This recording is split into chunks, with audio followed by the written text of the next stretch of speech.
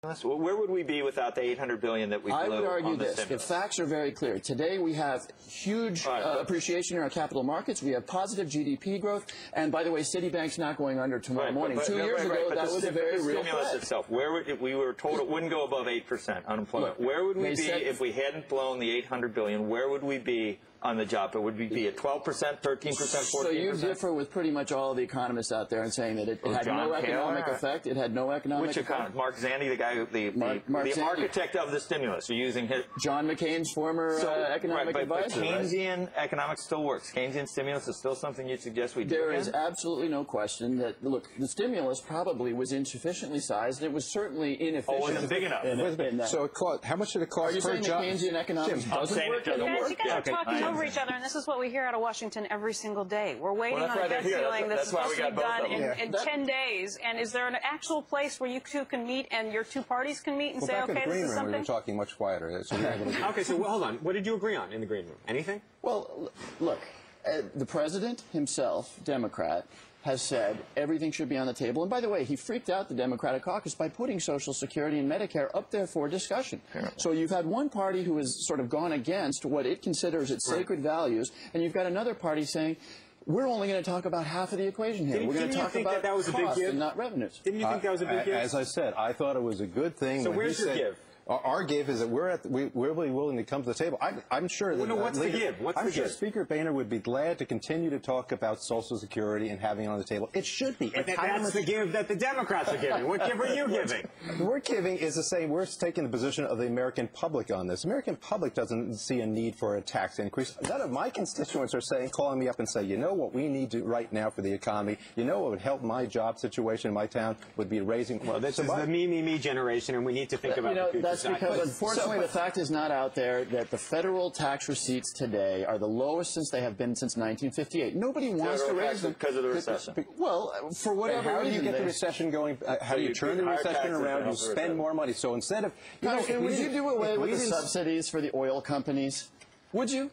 Would you want to raise taxes on the oil companies? ExxonMobil reported $10.7 billion in quarterly earnings. They don't need our money. They don't need our money. Wait a minute. That's very interesting what you just said. Our money. I'm a taxpayer. You're a taxpayer. They earned the money. This really goes back to the fundamental principle of where does property rights come from. You believe that property rights come from apparently from the government, but you just called it our money. Well, they are taxpayers. Are we not all taxpayers? Is it not our money? No, they earned the money. We had a certain tax level, and now we're saying we're going to allow you to keep even more of the money by varying what the tax code is. We're going to give you a tax rate. We're not arguing about going to zero taxes in this country. No, but if you take the view, as my colleague here must do, that your property rights come from not from your inherent from God giving rights that you're able to develop wealth yourself, but rather from the government, then yes, it is our money. I don't know who at the table it is you're talking about here. I spent years in the private sector. I'm talking about us as taxpayers. And when you were in the private sector, let me ask you this. Hold on. Isn't this the problem? What's going on at this table right here? We know it's the problem, but that's why we brought him on to talk about it.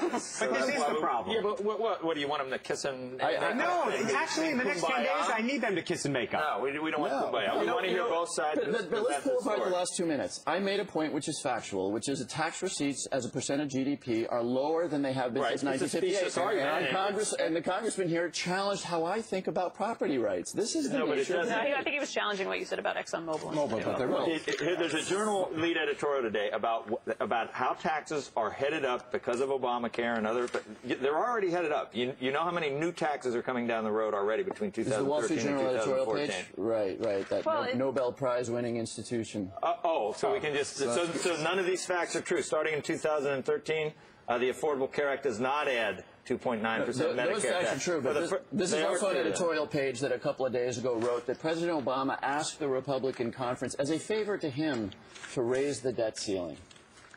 You all know what happens if we don't raise the debt ceiling. We have $500 billion in bonds that need to be refunded less than 2 weeks later. We don't raise that debt ceiling. We throw this country into economic chaos. And the Wall Street Journal editorial page said that's a favor to the president. Your president is now the one who's saying we need a bigger deal instead of going back and saying let's just raise the debt ceiling. That argument has changed now You know, because before it was the Democrats who were arguing that we just need to get this passed and then we'll deal with the big issues. Now it seems to completely have reversed. This Democrat is one of the few who has said he would vote for Simpson-Bowles. That was a $4 trillion deal, right? That was a $4 trillion deal. If we could get a $4 trillion deal done, that would be terrific. I just don't know if it happens. So, so the president was wrong originally then, to your point, when he said all we needed to do was to raise the debt ceiling. So the president was wrong on that. You're right? Correct. Well, I don't think anybody disputes that we need to raise the debt ceiling. Do you?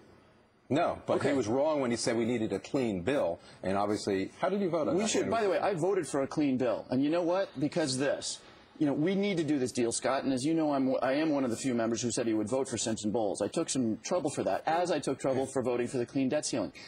Holding the economy hostage to the debt ceiling is the equivalent of my saying, I'm not going to fund protection for our nuclear weapons unless you do X, Y, or Z. No, but I think you're playing Russian roulette. I think what it does show is in Washington, the only time that you ever make these tough decisions is when you come up against a wire on something. You come up against a deadline. If you ever thought that we would ever be thinking about talking about Social Security, they're playing music. I want to let this go on and on, but I think Ron. We'll be on the train. Ron did teach us that every crisis you need to do something. So I mean, this is your playbook that we're using here. But anyway, our parting shot now from our two guest hosts, Congressman Jim Himes, Democrat from Connecticut, and Republican Scott Garrett from New Jersey. From where you are. Who wants to start? Or you know what? Why don't you both start and just talk at each other? Because the viewers love it when you do that. Just yell at each other like right. No, don't do that. Well, I want to compliment you today because we had two great segments here. The first one was the Bipartisan Policy Council, which sets out the facts that if we don't come to a resolution here, exactly what will happen. And that is that we'll have enough money to pay the debt and pay for the veterans and pay for the overseas operations and Medicare and Medicaid and Social Security, but that's it. So that was great. And the last segment we had with the governor points out that if we raise taxes to try to solve this situation, specifically like on the energy sectors or any sectors, that's going to be the wrong direction to go in. What we need to do is cut spending, put a cap on it, and balance the federal government. That's what the American public does. Well, look, there are no facts out there to suggest, and Congressman Garrett was talking about the different experiences in the Clinton administration and the Bush administration. Clinton, higher taxes, higher growth. Bush, lower taxes, lower growth. So there's just no facts out there that if we were to eliminate tax subsidies for oil companies, for big agriculture, that's somehow going to damage the economy. What I say, and I'd be curious to see if the congressman would agree with me on this, is that we're in a lot of trouble fiscally, and we've got to fix it. And if we're going to fix it, we're all going to come to the table with our sacred cows and say, hey, you know what, in the long run, we're going to deal with Medicare and Social Security. We're going to do it in a fair way, and we're going to argue about how we do it. But nothing is off the table. And you've heard the president say nothing is off the table. You're hearing me say nothing is off the table. When you're talking about cuts, you're talking about education, you're talking about highways, those things that are essential to our economic prosperity and, frankly, to our sense of ourselves of helping people who are unfortunate. If you say no change in the tax code, the oil companies get their benefits, we're not going to raise taxes on the very wealthiest people in this country, you're saying that the middle class and below has to pay for this, and nobody else does. And that's just not morally right, and it's not economically justified. And my answer to that is no one says no change to the tax code, but just to make sure that it's fair and that it's revenue neutral, so that we're not simply saying we're going to basically at the end of the day raise taxes on this economy when we are in a recession, and no one can convince me that raising taxes on anyone, especially the job producers during a recession, is a way to pull us out. Well, the fact is we're not in a recession, and everybody at this table knows that, and it's not a satisfying recovery, but in December of last year, we got together, and I think we voted the same way to maintain the 01 and the 03 tax cuts, because actually that was a much more perilous economic moment than this one is.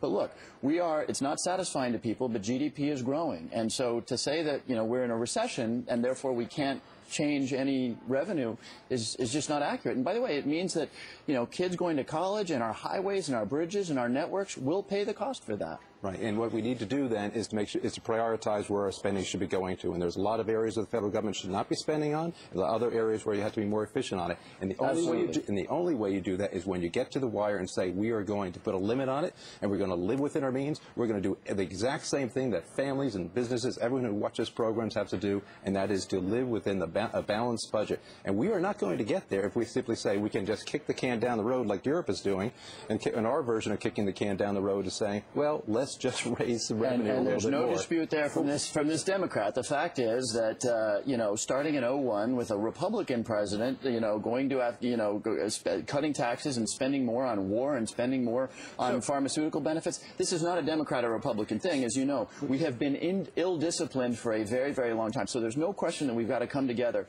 impose some discipline, but it has to be fair and it has to be balanced. I'm sorry, gentlemen, we have to leave it on that point, but I want to thank you both for being here today. Again, Congressman Himes, Congressman Garrett, and Andrew Ross Sorkin. Thanks for having me. It's been great seeing you. That does it for us today. Right now, it's time for a brand new Squawk on the Street. Stick around.